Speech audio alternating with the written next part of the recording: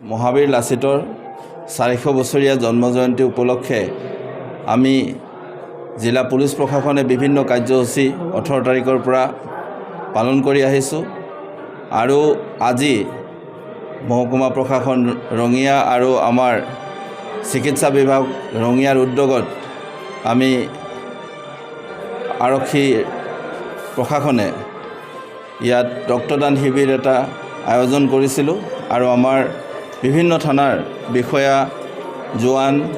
আৰু আমাৰ আৰক্ষী নিবেশৰ বিষয়া জোৱানসকলে ইয়াত ৰক্তদান কৰিছে আৰু আপোনালোকে জানে যে ৰক্তদান মানে জীৱন দান আৰু এই ৰক্তদানৰ জৰিয়তে আমি এটাই মেছেজ দিব খুজিছোঁ যে সকলোৱে যেন এনেকুৱা জনকল্যাণমূলক যি কাৰ্যসূচী থাকে ৰাইজে আগবাঢ়ি আহে আৰু আমি এই মহান বীৰজনাৰ জন্মজয়ন্তী উপলক্ষে যি কাৰ্যসূচী লৈছোঁ সেই কাৰ্যসূচীত আমি নতুন পুৰুষক ৰাইজক সচেতন কৰাৰ কাৰণে প্ৰচেষ্টা হাতত ৰাখিছোঁ আৰু ভৱিষ্যতেও কামৰূপ